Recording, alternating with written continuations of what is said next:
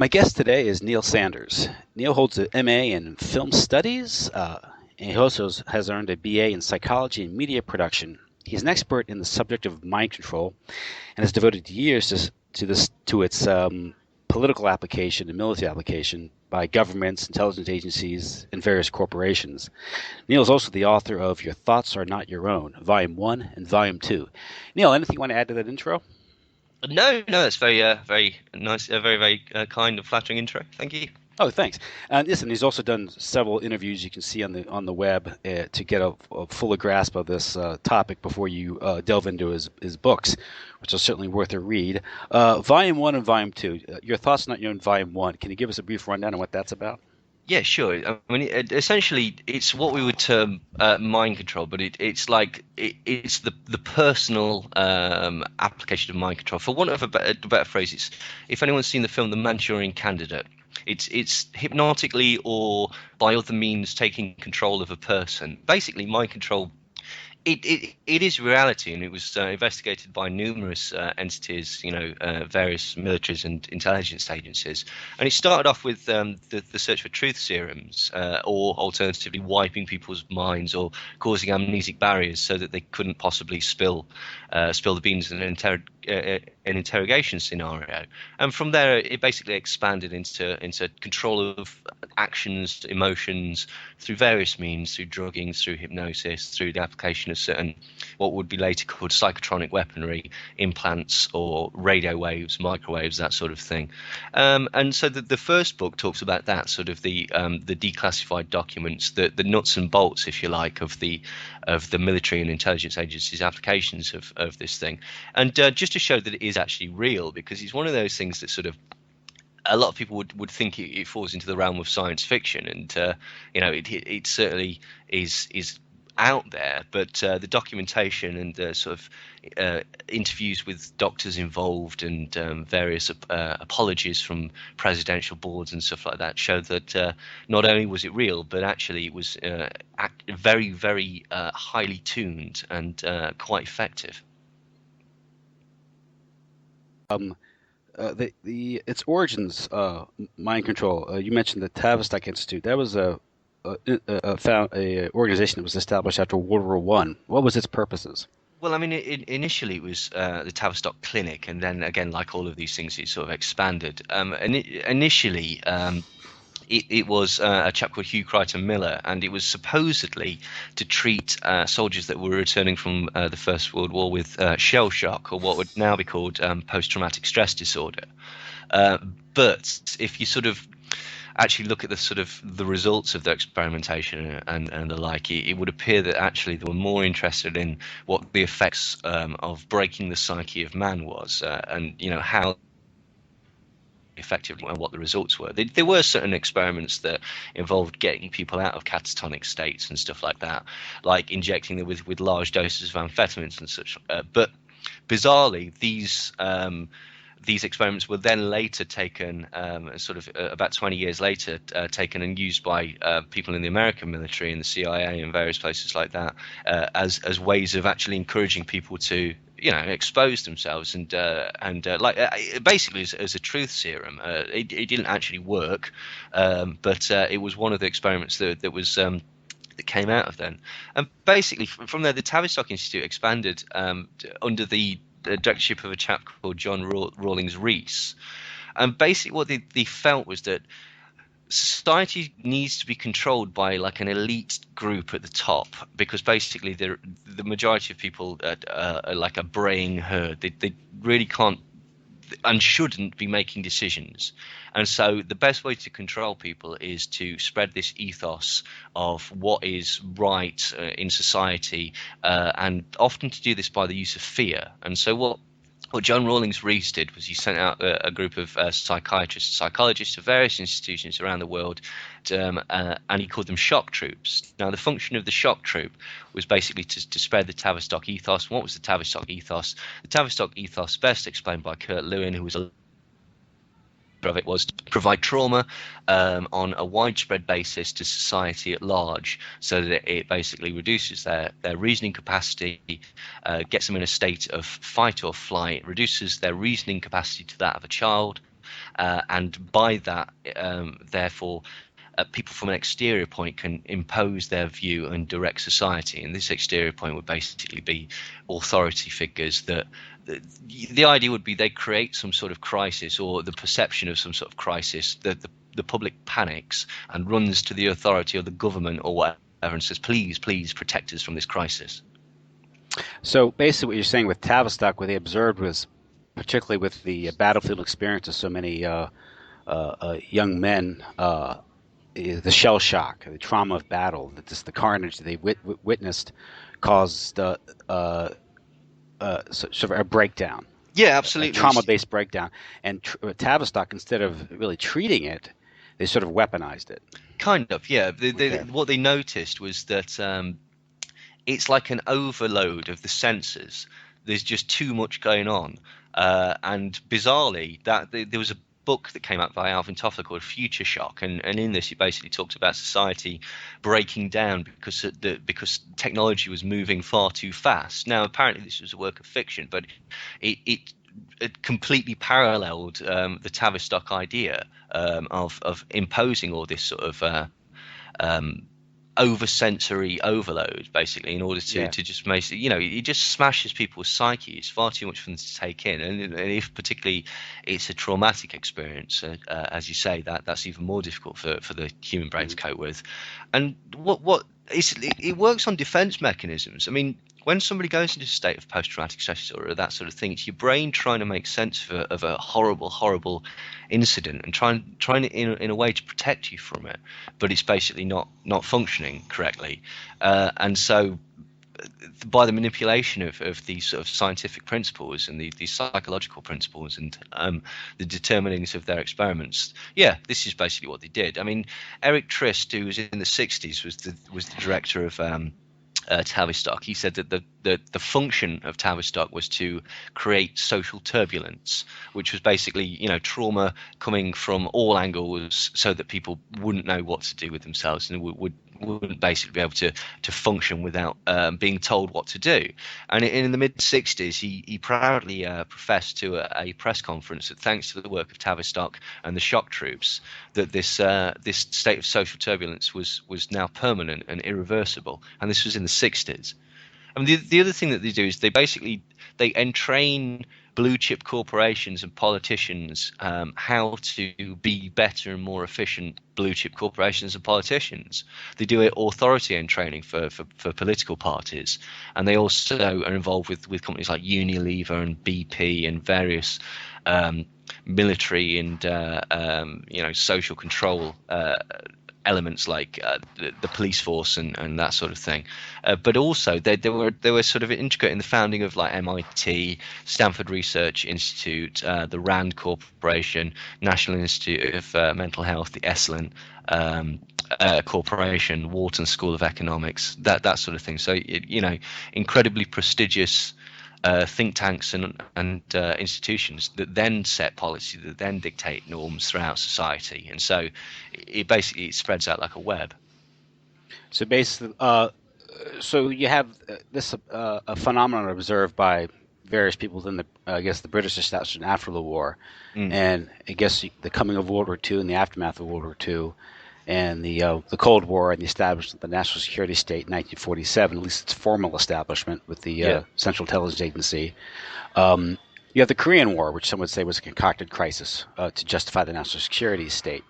There are various provocations or setups that were done during World War II and after the war, funding Ho Chi Minh and funding the North Koreans and starting a crisis. But then the excuse for America's at least the Central Intelligence Agency's experiment in these things was the Korean War. Yeah. Although we have documents that suggest that the experimentation began before the Korean War. Yeah, absolutely. I mean, the British were obviously doing stuff in the Second World War and prior to that. One of the cases was the drugging of Eli Hagar by Major Alexander Kennedy in Egypt, and basically after the war, it came out that he was a psychological or psychological interrogation expert, which is euphemistic for mind control, truth serums, and that sort of thing. Chatter, which was basically the use of mescaline and other components to to elicit again a sort of truth serum response, which was an Office of Naval Intelligence operation that started in 1947. I mean, even sort of Bluebird, which was the first sort of Central Intelligence Agency foray into mind control, which was April the 20th, 1951. Even that predates the Korean War. So we can see that basically it was an excuse. It wasn't. It's an easily disprovable excuse. Basically, they were already going into that. And what happened was basically a lot of soldiers started saying publicly that they were denouncing the American regime and they wanted to stay in communist Korea, and that communism was the way forward, and that furthermore that they'd been illegally using aerosolized anthrax on the civilian population. And there is a lot of sort of discrepancy about this, but the obviously the excuse was that, well, this is outrageous. These are obviously lies. These poor GIs or whatever are being sort of manipulated in order to say this. Now, there's a certain amount of evidence that basically they were encouraged to say this for whatever reason, because basically it transpires that they very probably were illegally spraying certain areas of Korea with anthrax. I don't quite understand it. I assume it's basically, admit it, no one's going to believe it anyway. It doesn't matter if we lie and we get caught in a lie. It's difficult. If we admit it, then basically we can just say that they're brainwashed or whatever, and nobody's really going to pay any attention anyway because they're the enemy. So, but you're quite right. It was set up in order to basically, we need to get involved in mind control because the communists who are our mortal enemy, they're already like sort of entrenched in this science. I mean, there's a certain amount of evidence as well that the Nazis were also experimenting, certainly with the breaking of men's will and truth serums at places like Dachau and Auschwitz and stuff like that. There's even a certain suggestion that the experiments of people like Joseph Mengele, which produced results of trauma bonding, which is essentially, it's not dissimilar to the concept of like how a pimp would control a prostitute, basically through fear and destruction of the ego. And so that sort of thing was going on at Auschwitz, apparently. So the actual start of it is, again, it's a bit of a mystery. It would appear that everybody was sort of dabbling or dipping their toes into the field. I mean, there's certain people that would say that if certain passages within the Egyptian Book of the Dead could be construed as using potions or powders or various concoctions and the use of mantras and what could be termed sort of hypnotic type speech patterns in order to create slaves. Obviously, we've got stories of like Haitian voodoo and the creation of what would be called a zombie and stuff like that. Dr. Caligari's cabinet, that's obviously, it's a work of fiction, but these ideas don't come from nowhere. So it's a bit of it is a bit of a mystery from what we can see, basically, as the British, the Americans, and the Russians were all, and the Germans were all involved in various stages of mind control.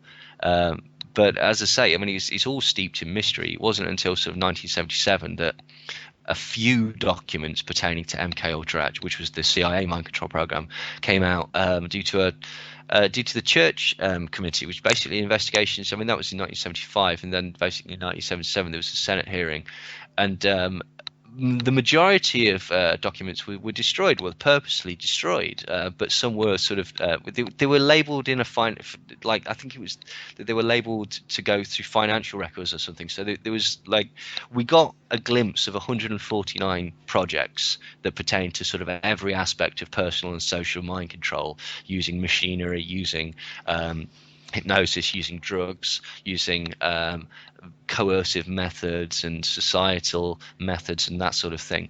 But I'd suggest that this was just, the tip of the iceberg. So again, it's a bit of a mystery. You can piece bits together here and there, but a total history of mind control is just not available, basically.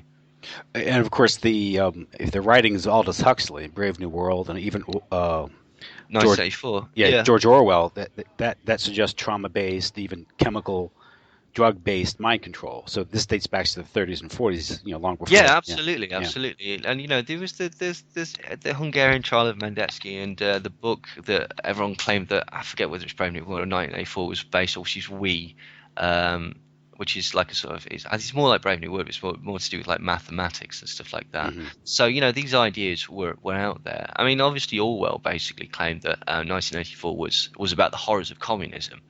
But whether that's true or whether he had slightly more insight, um, it is again debated. Do you know what I mean? Like same thing with Aldous Huxley. I mean, Aldous Huxley was making speeches to the Tavistock Institute or for the Tavistock Institute in Berkeley, where he was basically, whether he's advocating it or whether he's just saying that this would work, but it's the very famous speech about a scientific dictatorship there's no way that it should fail, because you can basically train people to love their servitude and to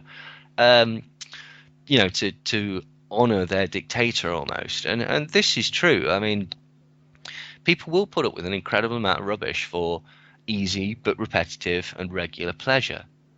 Like, that I get the impression that's why the working week is so successful, because you've always got the weekend to look forward to. But basically then what they do is they fill your weekend with stuff like the football or whatever. Do you know what I mean? So Everybody's working for the weekend, right? As the song went. yeah, absolutely, Yeah. absolutely. But then at the weekend, basically, you just tend to go into sort of collectivization and stuff like that. I'm not saying you shouldn't do that, but there's an argument that when you're not at work and you're not asleep, then that's the time when you could be sort of examining your lot in life and going, hang on, this isn't fair, really, is it? Like so we've got to fill your time with either stuff, buying stuff, it's improving your home, DIY, whatever, golf, getting you into a sort of following a team, anything like that. And was it Aldous Huxley? You wrote about the construction of large sports stadiums and sports Yeah, teams. I think it was. I always forget who this was. I think it was. I can't remember. It was Julian, his brother. I'm not sure. I think it was a science fiction writer, I believe. Okay. I always. So it wasn't Jules Verne, but Victor Hugo, maybe. I can't remember. No, Okay. I don't think so. I don't think that's right. He's 19th But century. Yeah. yeah, absolutely. But basically, yeah, there was a book in which basically suggested that sports teams were, people would dress up in uniforms and everyone would get behind these teams and such like that. I mean, there is certainly. I mean, sport until it was made professional was the purview of children. It was to be done at school and such like that. Yep. And then it became bigger and bigger, and again there are debates as to why this is, the money aspects of it or stuff like that, but it certainly does provide an incredible amount. I mean, I'll put it this way: in England, I'm not a big fan of football or soccer, but it's on every night. You can find a game on every single night in England, like if you want to watch it. And I know this because everybody at work tells me about it. So, again, I'm not so fussed, but it's there. So, Well, it's a huge distraction. It's breads and circuses. It's a strategy of yeah, tyrants. absolutely, yeah. And I've noticed that's the same thing over here in the United States, where you have entire networks dedicated to it. And I think it's interesting you have Monday night football. yeah, Because, now we have Thursday night football and Sunday night football. Right, okay. And I just thought with the Monday thing, it's like first day back at work. It's like, oh my God, this is awful. I can't be. Oh, football tonight. Oh, sweet. Yep, and it's a huge distraction, and it is. It used to be something that kids would enjoy. Now, when I was a younger person, I got into sports. I liked baseball, and as I got older, I got less interested because there are other things to be concerned with, and there are other things really to take up your time. And what you have today now, at least in the United States, is you've a lot of cuckolded and men who have very little control over their destiny, who seek vicarious masculinity through the playing fields. That's exactly what I was going to say, because I mean, certainly with football and soccer, your career is done by the time you're 30. Like it's a young man's game basically, and so it's also incredibly difficult to get into a professional level. There's something ridiculous. We have academies basically where like a club will take a load of sort of like very young kids and at a very young age and be training them up with a view to fast tracking them into the professional game and such like that. And it transpires that something like 80% of players that go through that don't get don't make it in any level of professional sport. So yeah, I mean that I think that sort of goes towards the sort of the lionization of sports players as well. The over zealous lionization of them as well. Do you know what I mean? They're literally they're heroes, and the huge amount of money. No one seems to go, that's ludicrous. Like 120 million pounds a year. That could solve a country's debt problem. Like, you know, that's ridiculous. Like, They're modern day gladiators. well, absolutely they are. And it's interesting that you mentioned gladiators. One of the things that people don't realise is that gladiators were sponsored by I think what's he called the you know the film Gladiator, Maxim, well, I forget his name, but he was based on a real character, and as far as I'm aware, he was sponsored by an olive oil company. Not the Corleone, no. Genko, no, not that one. But you know, it's something similar. Maybe, who knows? Like a distant precursor of it, perhaps. But well, they said if you want to understand the real waterworks, you got to watch The Godfather, right? Oh yeah, absolutely. You know, I mean, yeah. I mean, obviously, aside from the entertainment story, I'm assuming everybody knows this, but the Johnny Fontaine character in The Godfather is a direct.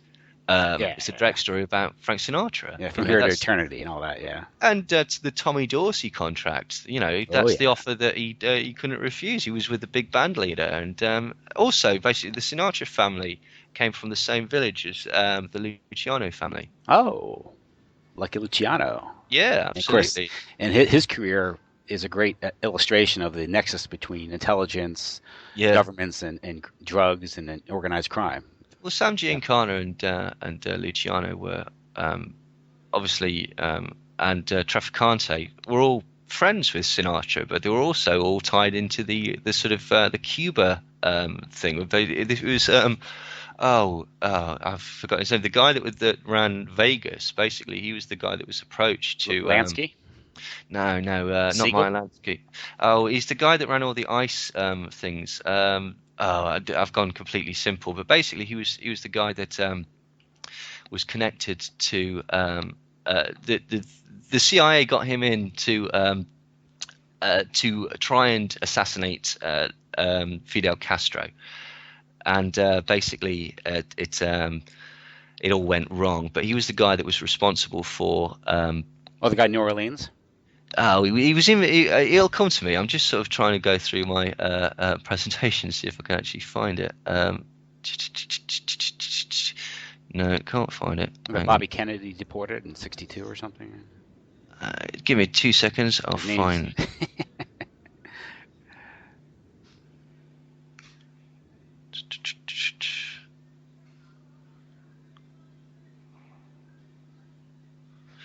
No, it's totally gone.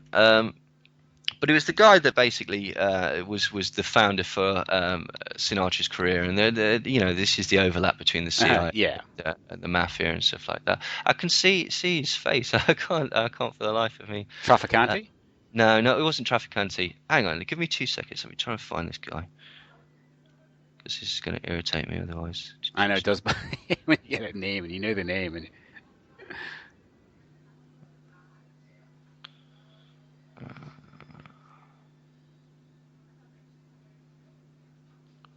It's something like, I mean, he was friends with the Fischetti brothers, but it's something like Visconti or something like that, and I can't for the life of me remember it. That's really going to annoy me. Not Valachi, the Valachi papers and all that. No, but here's an interesting thing about the Valachi papers and the commission report. Basically, the people that were involved in the Valachi papers, one of them was Bobby Kennedy, and basically, obviously, Sam Giancana was behind Jack Kennedy's ascension to power, because he basically fixed the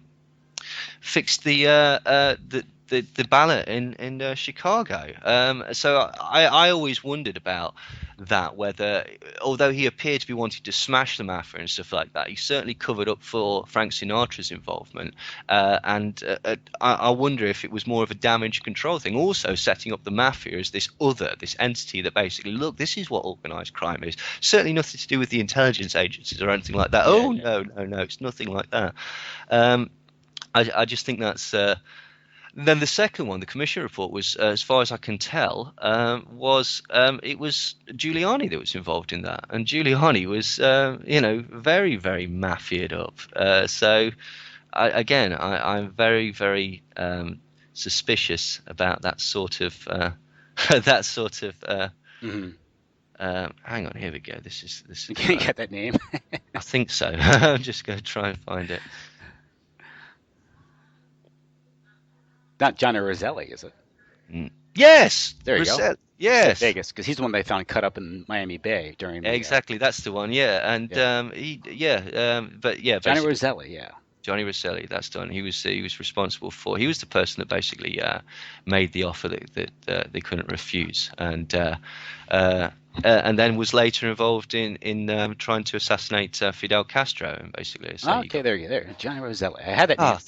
There you go. Thank you for that. That was going to drive me absolutely mad. Because both him and Sam Giancana were killed right around the time of the House subcommittee hearings on the assassinations. Well, this is what I mean. Do you know what I mean? Like, and so I wonder if any of these sort of public exposés are in actual fact really sort of damage control limitations. Look at the left hand and you won't see what the right hand's doing. And in a similar way to the sort of Frost Nixon interview, where everybody, yes, we've got one over on the evil president. See, democracy does work. Yeah. And then you find out that basically it was all, it's a publicity exercise to elicit sympathy for Nixon. It was all scripted by. This is the same thing. We've started having political debates in England. With the people, the candidates or whatever, or they'll get there and they'll answer questions. Like, people really take notice of it. And as far as I'm aware, all the political debates in America, they're all scripted. Like, or scripted to a very large degree, and all the questions are pre-vetted and such like that. So I very much doubt that it's any different in England. Well, back to sports, the analogy, it's like professional wrestling. It's yeah. Two sides punch it out, and after they get behind scenes, they shake hands and they make deals, they sleep together, and it's no. Yeah, absolutely, and it's also that sort of cult of personality rather than an actual sort of there's an idea behind political parties. There's an idea that you associate with. Politicians aren't there to actually change anything. They're there to sort of keep a steady hand on the tiller. And of course, if you look at a sports a stadium, a Super Bowl or a championship game, and a national convention, for over here we have these conventions for the Democratic Republican parties. Yeah, and it's the same mentality, with funny hats and banners and thought-stuffing exercises. Blue. Yeah, that whole thing. I mean, it's nonsense. Like. It's absolutely nonsense. I did a bit recently on a DVD that I've got. It talks about political speeches. Is that Cell? Welcome to Cell. Yeah. Basically, it doesn't matter what you say. If you talk kind of like this, in some ways, aping great orators like Martin Luther King, repeating some things. Because that gives the impression that they mean something. It's the tone of your voice. You can carry an entire audience like on the flow of it, and you don't say anything. You build to a crescendo, and then every time basically you say something that requires any thought, you start some applause or you get a chant going, so that people don't have a chance to go, hang on, what did he just say? Well, that's impossible, isn't it? No, well, sorry, we're clapping now, are we? Oh, right, okay, fair enough. And that's how it works. It's sweeping people up and then allowing people to put their own meaning on it as well. Change we can believe in. What does that? It doesn't mean anything. It literally doesn't mean anything. Like, I mean, even if we come to a consensus of like what you mean by change doesn't mean what they mean by change. It's an advertising trick. Mm-hmm. It's basically, this product will help solve whatever problem you've got. Well, what does that mean? I mean, if I pass you a brick, I've helped build that house, but I've not really done that much towards it. I implied that I would, do the majority of the work, but that's not what I meant by the word. Mm-hmm. Well, getting back to the theme of your first book, mm-hmm. Mind Control. Spell out the evidence. I know. Here we have in the late 50s and 60s, we have some of the more lurid stories of mind control as the Manchurian Candidate. No doubt there's an effort to do that.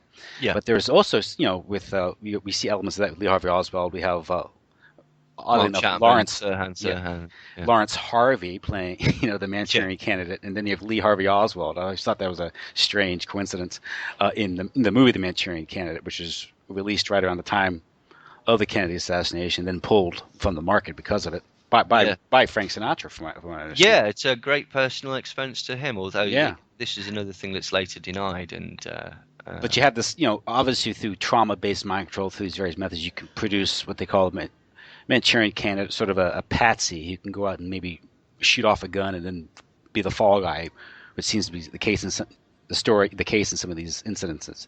Um, uh, get first the whole idea, let's get into the idea of the Manchurian Candidate sure. and explain that process. How did they construct those guys? Well, I mean, there's various different ways of doing it. I mean, people like George Estabrooks and J.G. Watkins and Morse Allen were using hypnosis, and this was to do sort of variant tasks. So one of the things was called hypnoprogramming, which is basically I need to get a message to you, Tim. So basically, I get Soldier in, I give him a code word and put him into trance or whatever, and I tell him like all this secret information, and then I get him out of trance and say, all right, Soldier, your mission is to go over to America and speak to Tim, and that's all he knows. So he goes over to America, sees you give him the code word or whatever, unlock the information, he spits it out verbatim.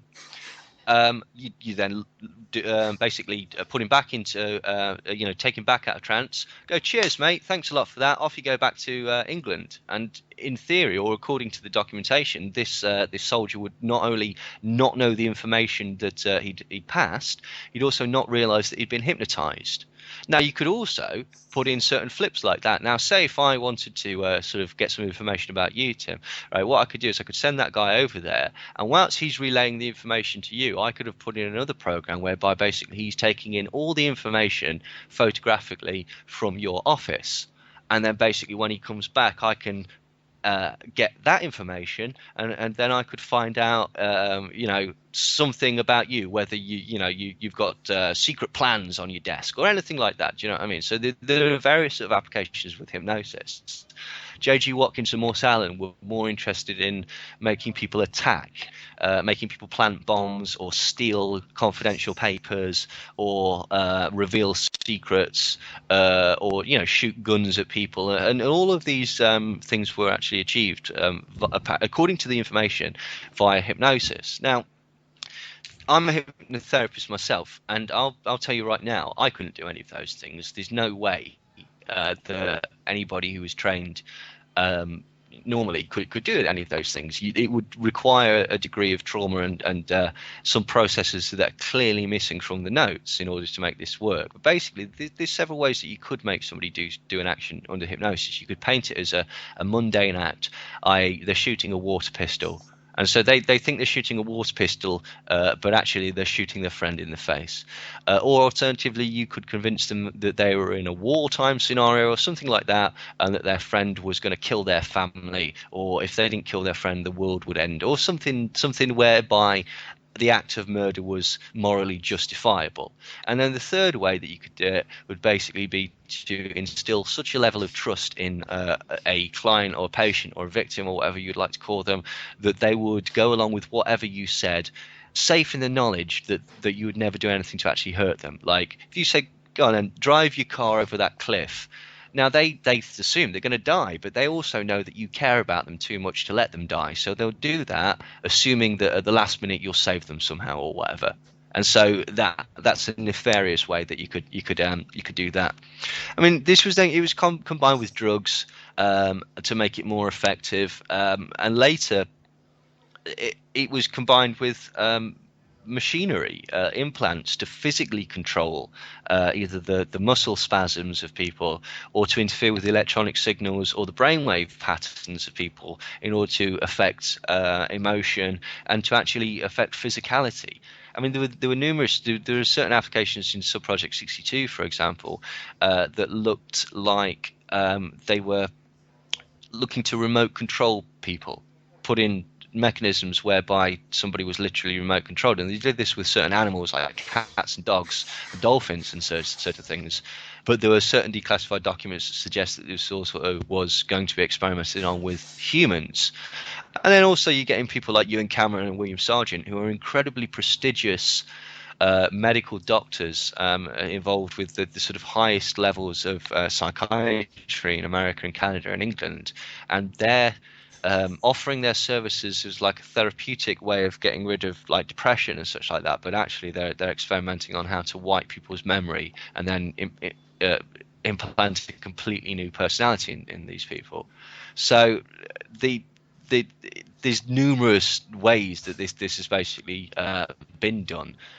People like Thomas Narut, who was a member of the armed forces, accidentally spilled the beans on a project that he was involved for the Navy that was taking place in Italy, whereby basically, have you know, like in Clockwork Orange, they basically just stick people in front of really, really violent imagery for like days and days and days on end, and they combine this with like white noise and drugs and certain other things. And basically, what he said was it turned these people into killers, like complete, total killers, people that would have no moral qualms about, you know, gunning down an entire school and just getting on with it, basically. And they programmed in like a complete hatred of anyone that wasn't like a massive xenophobic hatred, or combined with like a completely over the top patriotism, and just basically just destroyed these people's moral boundaries so that they would, you know, that they could and would kill on command. Was the quote that came from Thomas Narut, basically. It's sort of like a psychological boot camp. Yeah, yeah, exactly. But Breaking sort of, down. you know, I mean, essentially that's what boot camp is anyway. That's why Yeah. you have to stab a bayonet into a sack of straw, because you need to learn to do these terrible things. It's not a sort of a natural, you know, it's not a natural response to sort of, you know, hurt people. I mean, that you still see that despite sort of boot camp training and you know, all the racist indoctrination and that sort of thing. You still see people firing high on a battlefield, and, you know, and deserting and all sorts of things like that, because, you know, it's not a nice thing to do. Well, yeah, it's counterintuitive to what people think of as being decent. Well, you know, war is destruction, and human beings by nature don't want to destroy; they want to build. So you got to reverse that process through trauma, propaganda, and various methods. You mentioned Ewan Cameron. He's an interesting figure because he was a very prominent figure. He was more or less at the top of the heap of the psychiatric community. Yeah, yeah. And I mean, he was Allen Memorial Institute was the beneficiary of the Human Ecology Fund, which was this front for CIA, right? And yeah, well, absolutely. Yeah, the Human Ecology Fund was a slush fund that was basically allowed them to, you know, pay people to do experimentation. I mean, sure, there were other delineations of cash as well, but basically that was that was the most clear one, basically. So, but yeah, Ewan Cameron was the head of the Canadian American. No, I don't think he was the head of the British, but he was certainly Canadian and American psychiatric associations. And the same thing was like William Sargent, he was very, very highly thought of, but was also an MI6 agent doing work. Him and Ewan Cameron's work was almost identical. But what's strange was that William Sargent basically wrote a letter to Ewan Cameron saying, praising him on his results, but basically chastising him, saying whatever you think of you, and I thought of it first. And of course, these people are given certain blandishments. Like, good example is the psychiatric community itself was considered kind of the lower rung of the medical field. Yeah. So if you throw cash at them, give them false prestige, they'll leap at it and become, you know, willing participants in this program, because otherwise they'd have to find more honest work. Well, quite. I mean, the argument is that, depending on who you're talking about, they felt that they were doing this for the greater good or whatever. I mean, this is why you get certain people. I mean, for example, that's how a lot of the papers about MK Ultra came out, was due to the death of Frank Olson, who was a biochemist that was working on sort of aerosolizing LSD and aerosolizing other things, like perhaps anthrax, you know, just like they suggested was happening in the Korean War. And he apparently witnessed an unsuccessful mind control experiment on some captured prisoners of war, or military prisoners, basically. And when it was unsuccessful, these people were taken around the back of the building, told to dig their own graves, and then one by one shot in the back of the head. And this basically just completely unsettled him. He was like, I don't want to be involved in this, which led to Sidney Gottlieb dosing him up with a huge dose of LSD, which ultimately led to his psychological befuddlement before George Hunter White threw him out of a window. And Sidney Gottlieb was the principal figure. He headed the technical services branch of the CIA, which kind of like oversaw the MK Ultra program, which we need to say was sort of like a broad program, which hundreds of sub projects. Yeah, I mean, MK Ultra is like the umbrella term, basically. Yeah. There's 149 sub projects that we know of, but then there's obviously these suggestions that there were further things like Monarch and stuff like that were sort of tacitly admitted to later. I forget the journalist, but basically asked, I think it was William Colby, if Monarch was still going on. Which is, presidential model, that's what it supposedly is. Prostitutes and spies controlled women, and Colby turned around and said, "No, we stopped all that in the 60s and 70s." Yeah, stop. Which quite, take from that what you will. It's obviously it's not smoking gun or anything, but it's suspicious. And George Hunter White was technically, I think, an agent for the Bureau of Narcotics and Dangerous Drugs, but he was really a CIA asset. Yeah, I mean, he was working with Harry Anslinger as well. Yeah. I mean, like at St. Elizabeth's Hospital, basically, which was all. It's very strange that they were sort of doing their experiments to test the safety of drugs at the same places where they were doing the MK Ultra tests and stuff like that. Yeah, it overlaps. Yeah, Harry Anslinger was obviously the first drug czar, and he was the one who started the reefer madness craze. And exactly, and a lot of that was to do with demonizing Mexicans, like helping corporate interests of people like Randolph Hearst and stuff like that. But also, that was you marginalize hemp, and at the same time you create a lucrative black market that the CIA uses to fund its operations. Exactly. Well, that was my second point. Was that then you can also you criminalize a whole swathe of people. There's that Jolly West. Again, I can't remember the exact gist of it, but basically, do you have that quote available? He has a great quote about. I've not got it right here. Let me see if I can find it again, actually. But basically, the gist of it is that by the use of certain introduction or criminalization of drugs, you can quite easily, demonize certain members of society. Basically, so hang on, I might have it right here. The role of drugs in the exercise of political control is also coming under increasing discussion. Control can be through prohibition or supply. The total or even partial prohibition of drugs gives the government considerable leverage for other types of control. An application would be the selective application of drug laws against selected components of the population, such as members of certain minority groups or political organisations. And this was certainly shown in the COINTELPRO, which is FBI, to demonise certainly like groups like the Black Panthers and leftist parties and anti-war movement and stuff like that. And I believe, again, that's what John Potash's new book is about, how it's also used to sort of stymie politically active musicians or artists and that sort of thing, and basically just paint them as a junkie or as a wastrel. And this was, in my view, regardless of the actuality of the hippie movement, I think that was the sort of the concept of the introduction of the human potential movement and certain things like that.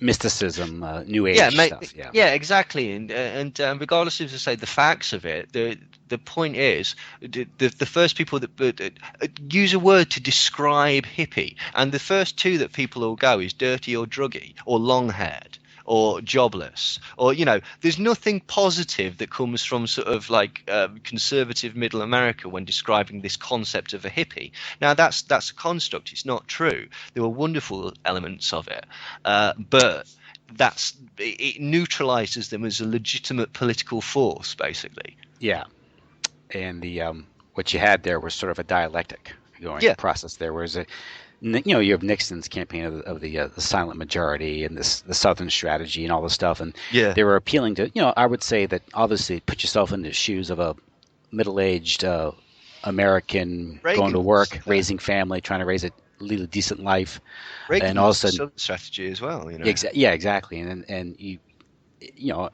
I was a part of that because I grew up as kind of a Reagan diaper baby, you could say. I came of age in the 80s, rather, a fan of Ronald Reagan some of his utterances and his You were politics. immersed in the environment. What Yeah, could you do? and I do realize you were more or less being played by the myth of electoral politics, and Yeah, absolutely. and And again, that's a vicarious way. I mean, South Park did a very clever episode about that. mhm.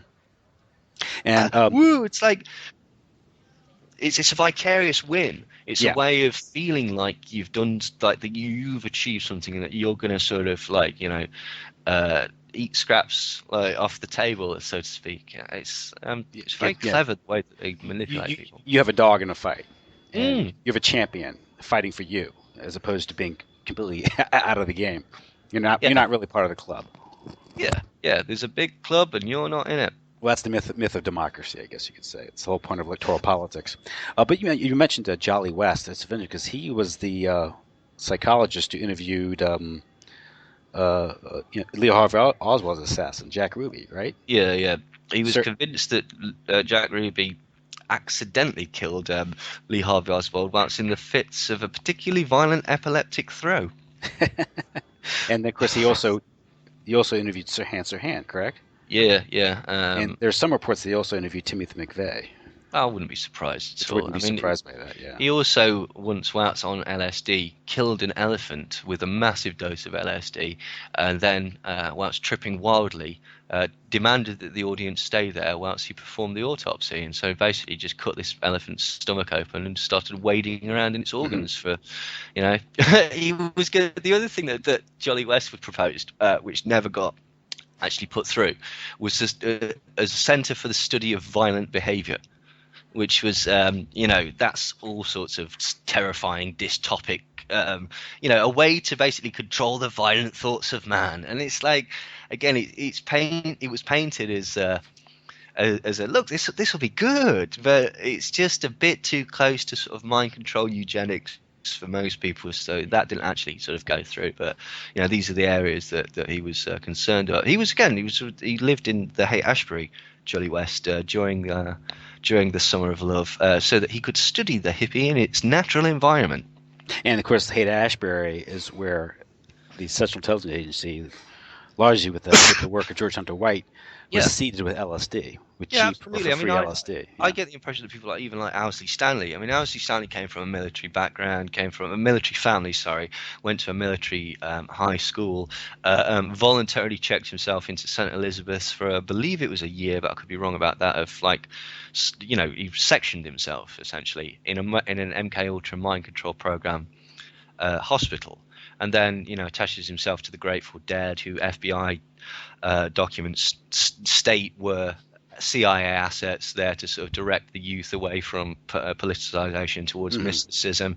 And, he's handing out thousands, like $40,000, $50,000, and $60,000 worth of free LSD at shows like, the Being Festival and Monshore Pop Festival and various other Altamont and stuff like that. And he's giving away literally millions of dollars. Like, where's he getting the funding for this? He's wandering around with like 300,000 doses of LSD in a suitcase, and when he's caught, he's managed to play this off as it's for personal use. Like, it's ridiculous. Like, Al Hubbard, I get the impression. Oh well, he was OSS, Captain Trips, and all of these sort of so-called. Michael Hollingshead was an MI6 agent. He was responsible for getting the Beatles and Roman Polanski and various other people. Apparently, even the Pope he claimed to have.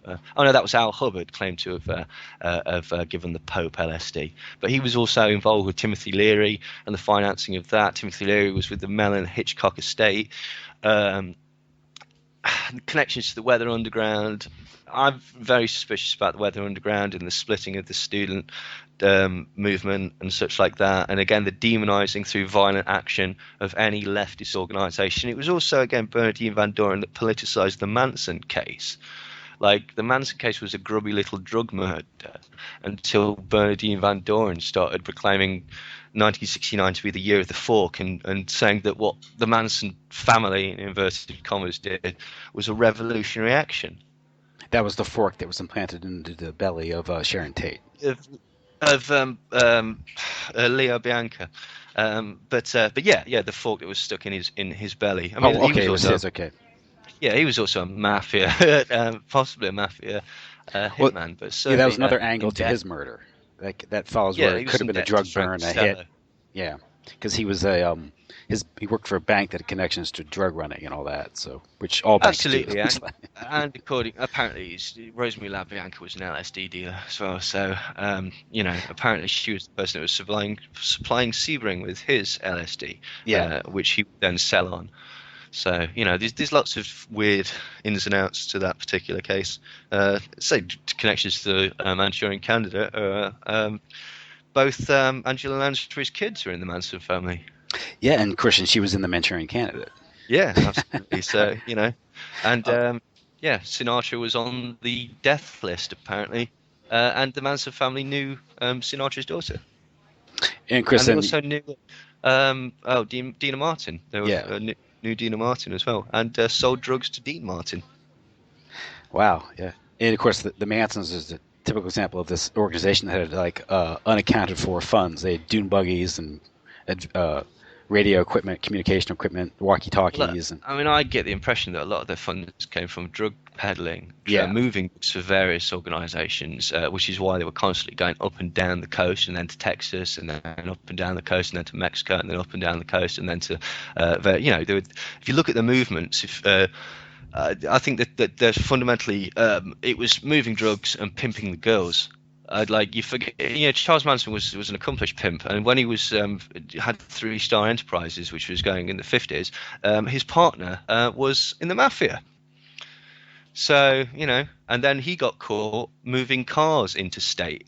And then in interviews, he says that once he was in Mexico, sort of on the lam, he was moving cocaine around for various mafia entities. So strange.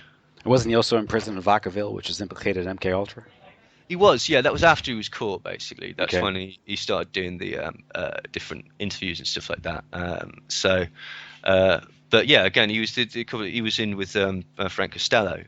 Was one of the people that he, which was a very, the Prime Minister of the underworld. Apparently, he was had certain connections with him, and through the Rolling Stones road manager, whose names just escaped me.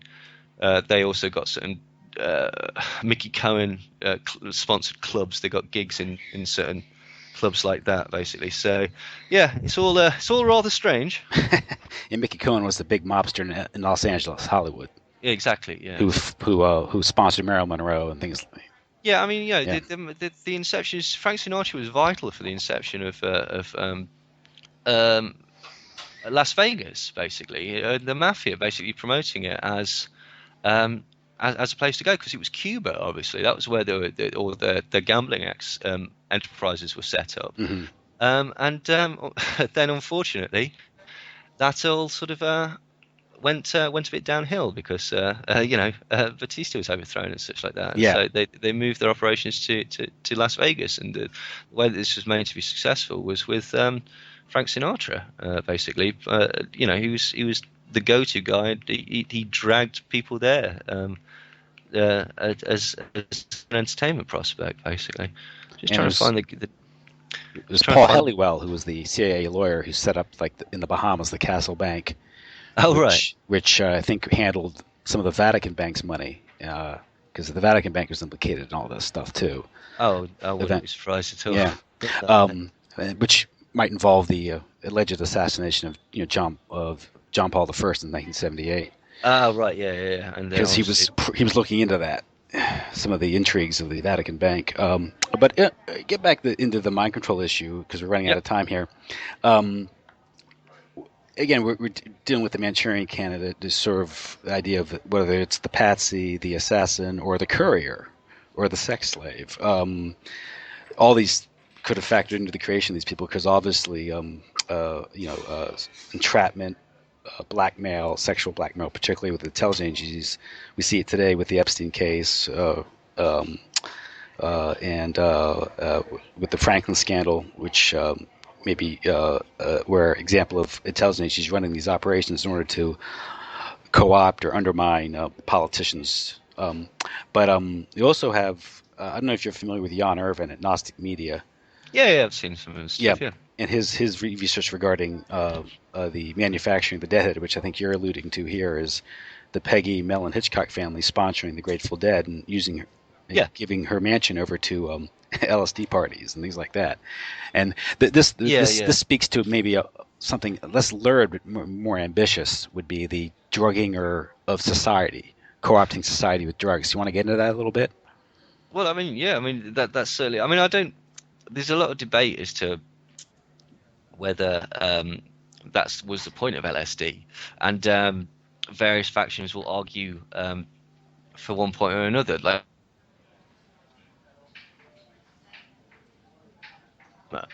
in a Brave.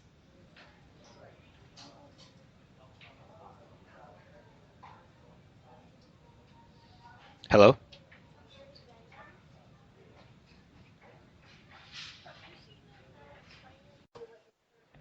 Hello. Hello? Hi, Tim. Sorry. I'm I don't sorry, know we what. broke off. No worries. These things happen. Right. Shall I just carry Yeah, on? yeah. Let's see what we got here. Let's see, make sure. My screen went here. Let's see if I'm still recording. Yeah, we're still recording. Go ahead. I'm sorry. Cool. We're talking about LSD, and it's sort of try to Drugging of opiate the society. masses. Yeah. Yeah, I mean, it's certainly there's debate as to how successful that was, and there's strong arguments on both sides. I think psychedelic music, certain expansions of the mind and stuff like that. There are positives that we take from LSD as well, but I don't think it was as straightforward as that. I don't think it's as simplistic as LSD. LSD, I think, was a part of it. Like, I mean, certainly there are numerous LSD casualties, and as we sort of briefly touched on before, the use of LSD to a certain degree can negate your opinion, because there's a certain element of people that will turn around and go, oh, who cares what you thought when you were on drugs, which is connected to the sort of the demonization thing that we were talking about earlier. I mean, what's certainly true is that I mean, we have a drugging of society at the minute. You got huge amounts of people on massive amounts of dangerous and stultifying prescription medications. The Various. SSRIs. Yeah. Yeah, not just that. Opiates, OxyContin, Xanax, Vicodins. Xanax isn't technically an opiate, but or at least I don't think it is. But you know what I mean? There's lots of socially acceptable. This is the thing. This is about social acceptance. Basically, I'd suggest that people are drugged at the minute by social media and phones. Like, try walking down the street, play a drinking game, have a hip flask, right, okay, and take a swig every time that you see somebody just staring blindly into the phone, right, okay. I guarantee you'll be blotto before you get to the bus. It's nuts. But again, it's about all of these concepts: drugging of society, xenophobia, political rallies. It's about what is an accepted norm. It's about the manufacturing or the engineering of consent, which is basically pictures and people denoting them, giving them back to people so that this is how they understand the world. This is how they see themselves in the world and how they can position it. And everything from advertising to cult membership to political parties to the promotion of war bases itself on that principle. It's saying to the recipient of that information, this informs your worldview. This informs where you are in the world, and this tells you what is up, what is down, what is left, and what is right. And that's why certain information is dismissed out of hand without looking at it, because it's too jarring to your psychological makeup. But this is the point. Alcohol, perfectly acceptable sort of thing. Marijuana, terrible, terrible, terrible, bad thing. Why? Well, because that's the way it is. That's the way that it has been prescribed. Now, obviously, there is a certain amount of change that is happening with that. But this is the point. There's a constant flux and change of opinions, but people are sort of bound to sort of think that this is the way that it is, and this is the best that it is, and that we've learned from previous mistakes, and that the world is moving forward in a logical way, and that people in control are in control because they're the best at it and they know what they're doing. And the problem is that's not always the case. Yeah, they're the most ruthless, the most cunning, and most psychopathic. That's how they Yeah, ascend to often, power. yeah. Yeah. Yeah, and again, and it's just systems that are already there, and so people just have an assumption that this is the way that it should be. I mean, if you're beaten every day of your life, you come to accept that as the norm, and Learned helplessness. Yeah. yeah, Yeah. basically. I mean, that's a very glib and it's a bit on the nose, isn't it? Yes, it is. It's a very glib example, but it gives you an idea. And so, with this concept of drugging of society, yeah, there's elements of drugging of society. I get the impression that every major drug influence is of course, it comes from intelligence agencies, biggest cocaine dealers in the world, financing the Sinaloa cartel, like allowing them to flood Chicago with drugs with impunity for years and years. The mafia moving huge amounts of drugs into America during the 60s. People like Frank Lucas, I do not believe that his operation went under the nose of the intelligence agencies and stuff like that. We look at Gary Webb's work on the Iran-Contra situation. So yeah, there is a physical drugging of society, but there is also sort of like a mental drugging of society, in as much as it's dictating behavior, and it's dictating what people are willing to say and do. And a lot of it's just basically causing confusion, just like a lot of contradictory opinions flying around. And again, this is compounded by social media. Everything that happens, people feel that they've got to have an opinion on it. And furthermore, that they're checking to see if they should be outraged about it. Not really because it's outraging them, but because, oh, well, if other people are outraged about this, perhaps I should be outraged too. Am I a bad person if I don't go along with the crowd? Because the crowd seem terribly outraged about that. Well, obviously that's the right way to be. I'll be outraged about this. And it's like, come on, man. Like, you're allowed to not have an opinion about stuff. You're allowed to go, do you know what? I'm going to wait until all the facts are here. I don't want to formulate a judgment at this point, because I fear that it'll just colour the narrative from here on in. So let's just wait and see what happens. This is a good point to get in your this volume 2, because this is the territory you're getting into, sort of the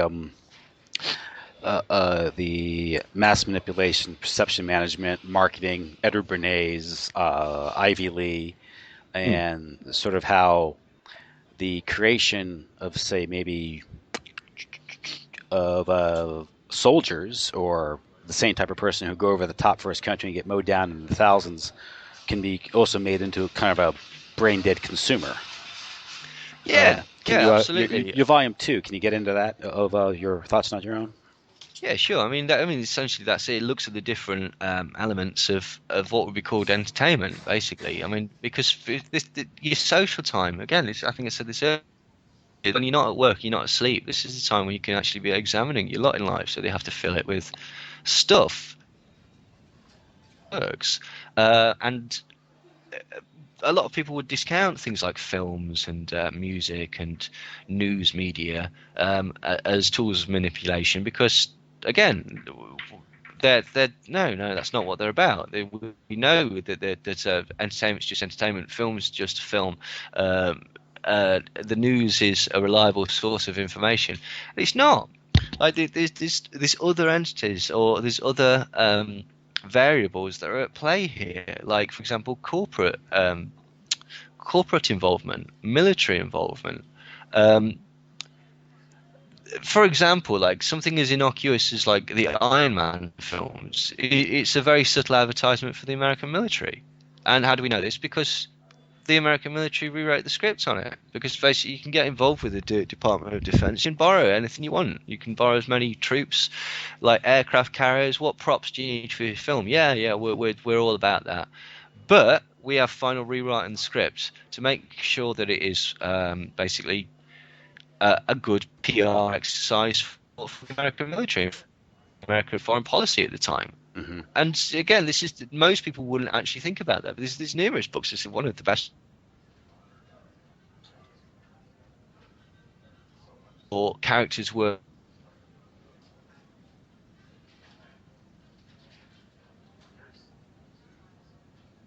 the public image of various military organizations, basically. And yeah, this must go on all the way around the world. I mean, for one of the examples is the CIA's liaison office that was run by George Tenet, former head of the CIA, that still operates in Hollywood. Like, again, we can get you funding, we can get you exciting things, stuff that we can get you stuff, but you do stuff for us. Like, what was that film Ben Affleck did?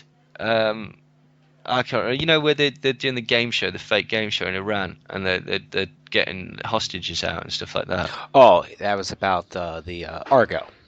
Argo, yeah. It's a massive, it's an advertisement for the sexy CIA. Look at us. Like, I mean, even things like, again, I've gone simple. I can't remember. The one about the killing of Zero Dark 30. Of Bin Laden. Thank you. Like, I mean, all that was basically a subtle way of saying torture works. Torture works. I hate to say this, but you can't argue with the results, can you? Which is utter nonsense. And it also promotes the whole Bin Laden myth. So.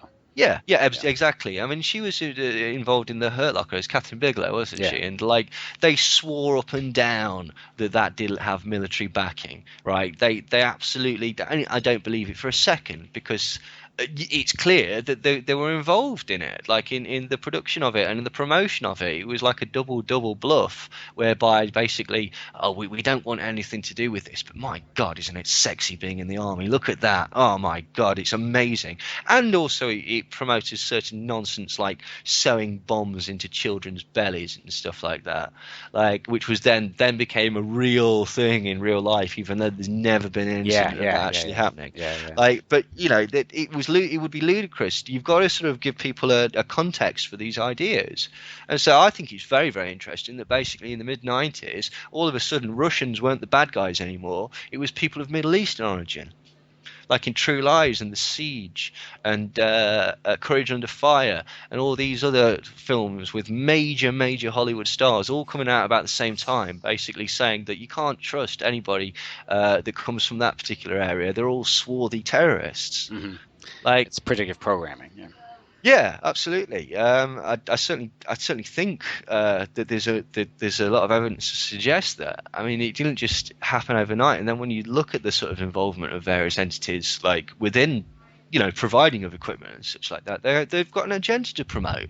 So why would they not do that? So it's vital for their public relations operations, which will come later. I mean. So even before you get into the news media and stuff like that, CNN, for example, during the Kosovo conflict, there were 1,500 embedded journalists there dictating news.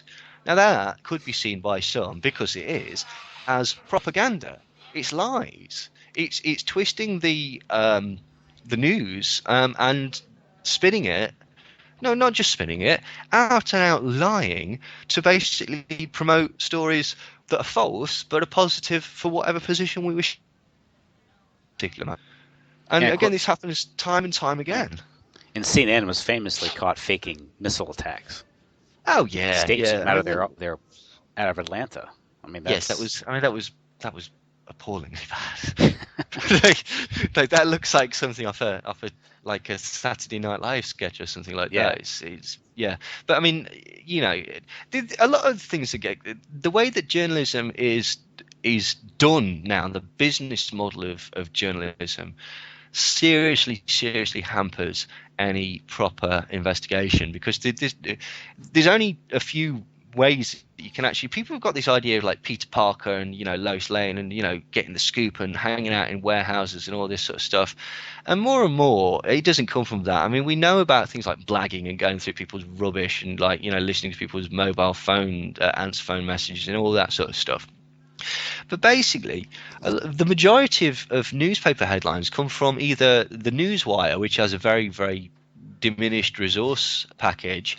Basically, one journalist will give their opinion on something, and that becomes canon for the way that it's repeated, and is often repeated verbatim by hundreds of news agencies around the world, and they're not, if there's an error in that, they just don't simply have the time to correct it because they're not knowledgeable about the situation. No, they're repeating information that is apparently told to them from the source. Mm-hmm. And the majority of news stories nowadays come from PR firms or what's called astroturfing.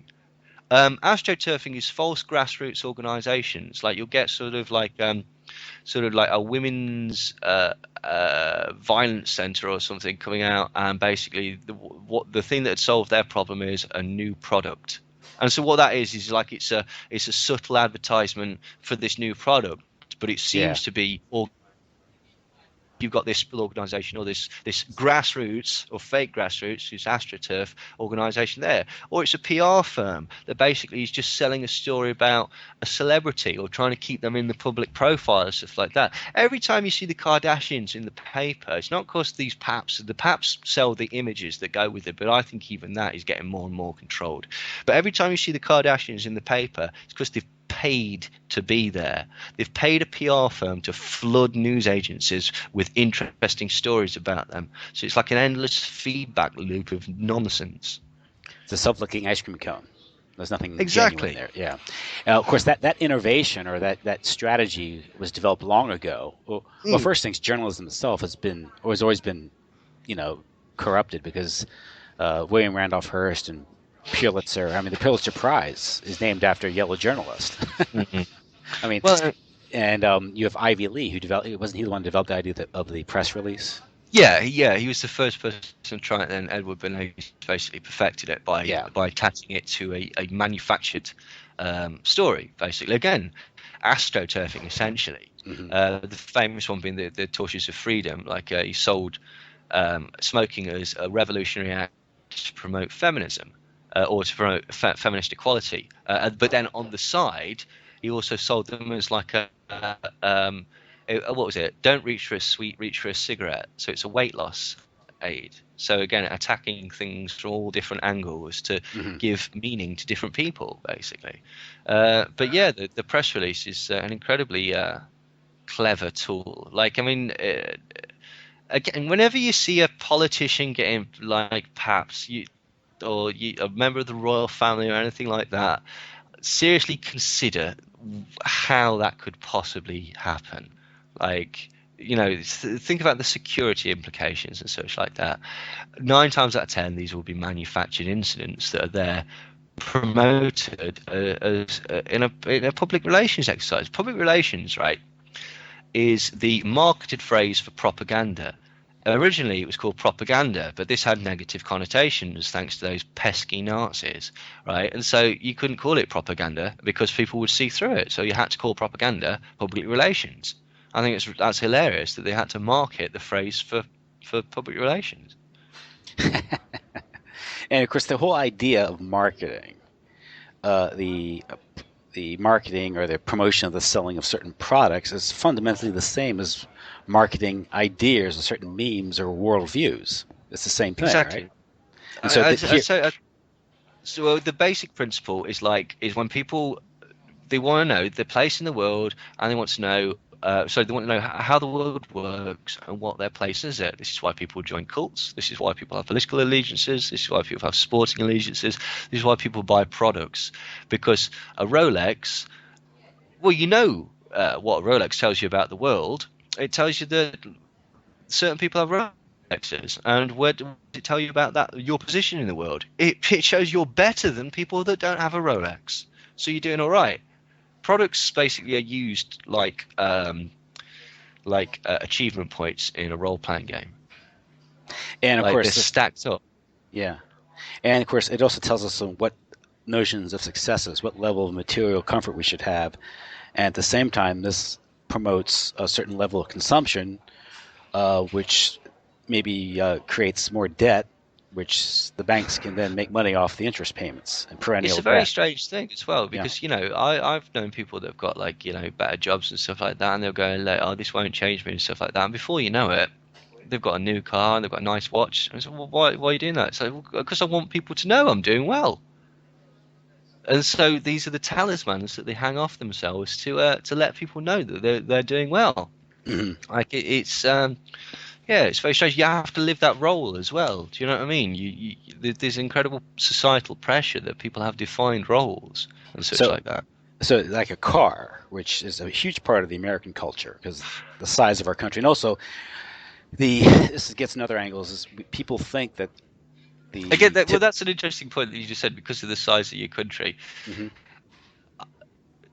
Really is 90% of the people that live in America are actually driving massive different distances and stuff. But again, it's that concept, isn't it? You Yep. need this because it's big. It's an expression of the American dream. Hmm. Like, and you But could even flip that the other way around and say, like, I'm gonna have one that takes a lot of gas because I'm not having someone in the Middle East dictate to me what I can and can't do. Blah, blah, blah, blah. and But of yeah, course the construction. One of the big impetuses for the boom of the American car industry in the post-war period was the construction of the interstate highway system, which was done under the auspices of the Secretary of Defense, who was the former CEO of General Motors. oh right, oh well, no conflict of interest there then. Yeah, a lot of people called the Eisenhower administration the junta because General Electric, General Motors Yeah. were his administration. Here we Yeah. have the confluence of big industry and politics and intelligence agencies. Well, But there's also, and NGOs now. It's the same yeah, principle. yeah, Basically, it's slightly better hidden. We're a corporate entity, obviously, but we're doing this altruistically. I mean, obviously, we want to make a profit, and if we don't make a profit, we're going to charge you for it. mhm. But yeah, no, let's just go along with the perception that this is for the greater good. And of course, you've often talked about the phenomenon of the automobile ad commercial, where it's got nothing to do with the functionality of the vehicle. Oh no, it's an idea behind it. Yeah, Basically, what does this? Clote Repage basically said it. Why is um, why do people buy a Hummer? They buy a Hummer because it's a weapon.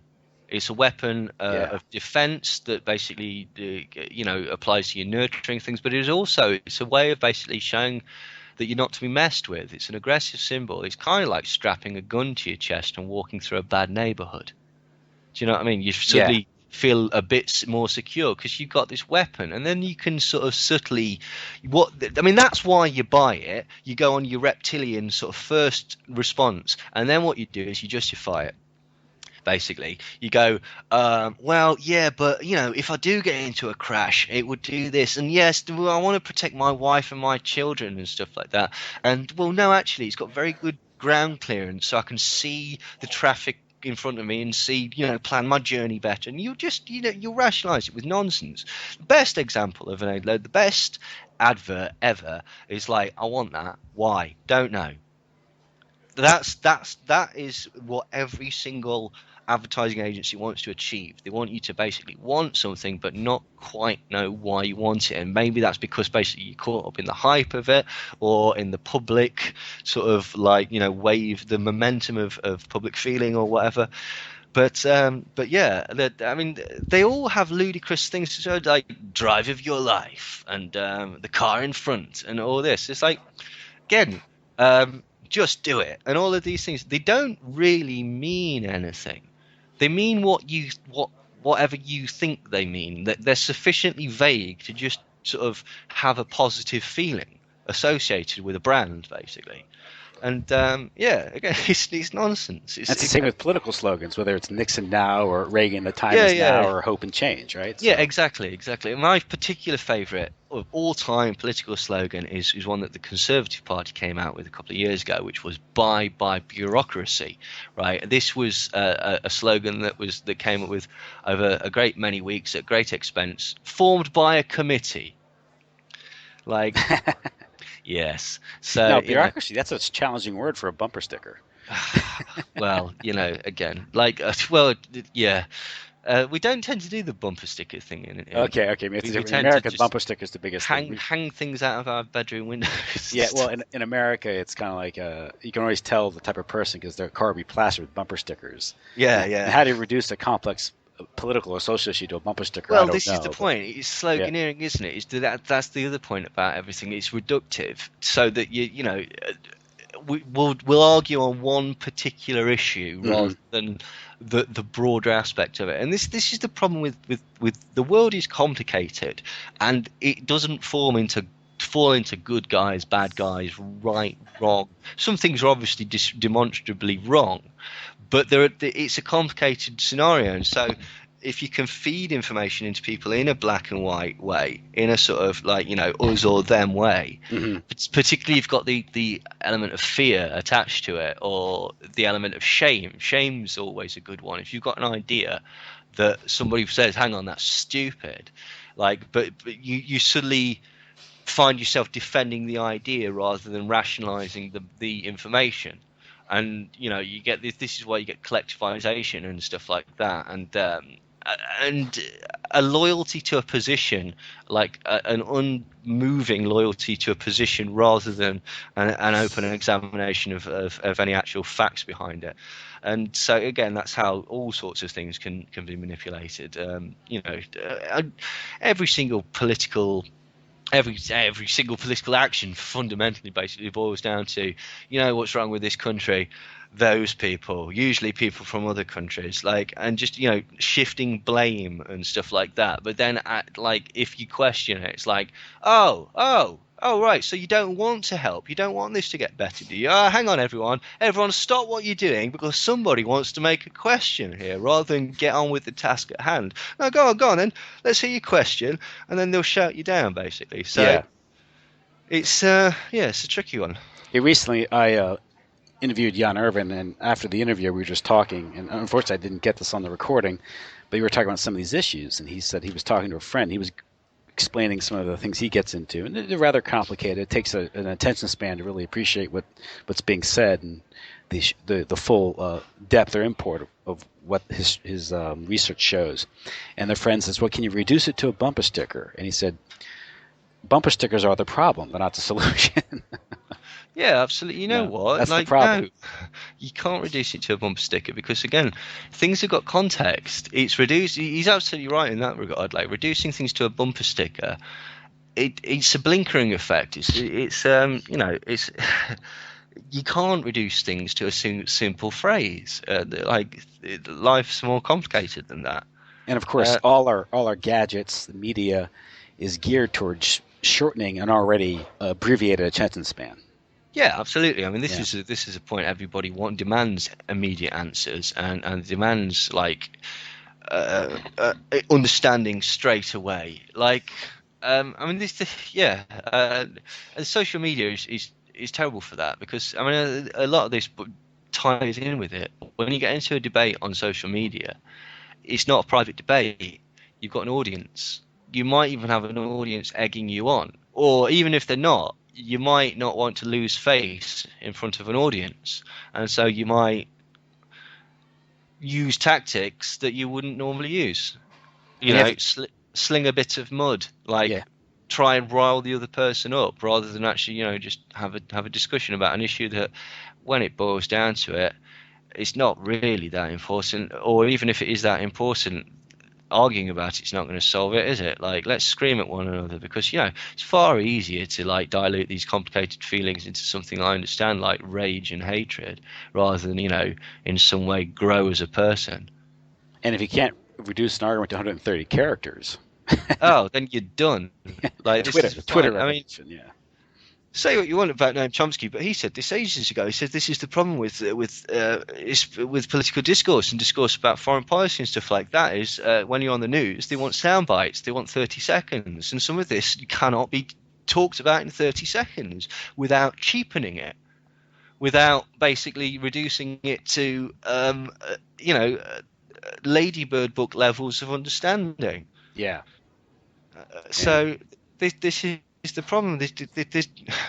It's complicated, and things are designed. This is exactly what we were saying earlier. Things are designed to be complicated, and people don't have the time, the impetus, or the the facilities to go into things in great detail. I mean, they do, but because of the way of the world, it's difficult, and so why bother?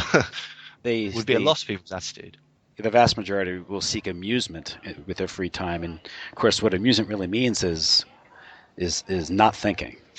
Yeah, absolutely. An And amusement park, yeah. yeah, absolutely. And who can blame people? Because again, life's hard. Like, work's hard and long and boring, and but that's one of the cleverest mechanisms of civilization is civilization itself, and the sort of you've got a million things to be concerned about, and then you've got all these manufactured concerns that are piled onto you, like in numerous different sort of media outlets as well. Mm-hmm. So it's a quite a difficult scenario that people tend to find themselves in. Well, I've kept you a little longer than I said I would, and I know you had plans to go out and enjoy a nice day over there in England. You said you were near Manchester? I'm in Nottingham. Nottingham. So and Manchester's a bit further north. And you said the weather is nice there today, and you had plans to go out and enjoy some rare. company. And you can actually you can hang out with people physically, actually, not talk to them online. So I'm not going to deprive you of that. Yeah. So listen, I want to thank you for coming on today to discuss these things. It's a pleasure. And listen, we just scratched the surface, and if you maybe sometime in the future get into some of some of these issues in more detail, because we just touched on it, and there's a lot more evidence to support some of these claims, because most people will look at these things, whether it's presidential models or Manchurian candidates. This stuff is all Hollywood. It seems weird, but if you really get into the thick of this, there is more than ample evidence to show that these things do indeed exist, and they branch out into other areas of life, just whether it's advertising, manipulating the masses, media, and they're all kind of connected. But anyway, I want to thank you for coming on my show. No, thank you. And your website is neilsandersmindcontrol.com. Yeah, that's right. Yeah, and the books are Your Thoughts Are Not Your Own, Volume 1, Volume 2. I heartily recommend them. They're great reads, easy reads, and they're full of material. They're a wonderful introduction into a very disturbing and complex topic. And you also have the new DVD, which is Cell. Can you go into that a little bit before I let you go? It's called Welcome to Cell. Welcome to Cell. A not too subtle joke on the fact that salesmen are evil. And basically what it is, it's two presentations. It's 2 hour-long presentations, and it's like a sales seminar. So it's almost like I've turned up to the wrong venue, and I play a character of an evil salesman who's basically teaching you how to be a more effective and a more devious salesman, like showing you all the tricks that you can use to advertise your own product or your own business that will basically trick the public and therefore be better at selling your product. So it's a satire, basically. You're gonna hopefully some of it's quite funny, and you'll find that there's like it exposes some of the tricks of like supermarkets and advertising jingles and advertising memes and that sort of thing. And you can order this directly from your website? Yeah. It's physical DVD? Yeah, it's physical DVD. I'll post it. It is region 2, so if you're outside of, I think it's region 2 actually. I don't know. I assume it's region 2. So if you're outside of the UK, you might have to watch it on a laptop or a multi-region DVD. Yeah, but I assume everybody's got those nowadays because, it's all part of mind control. Well, yeah, you've got to. Otherwise, how will you see the next Transformers film? Exactly. Well, listen, thank you so much. Again, maybe we'll talk in the future soon and get into these things. I'd love to come back whenever you have a free spot. Okay, good luck over there, and have a good day then. Enjoy the day. You too. Enjoy your afternoon. Bye-bye. All right, take care. Bye-bye.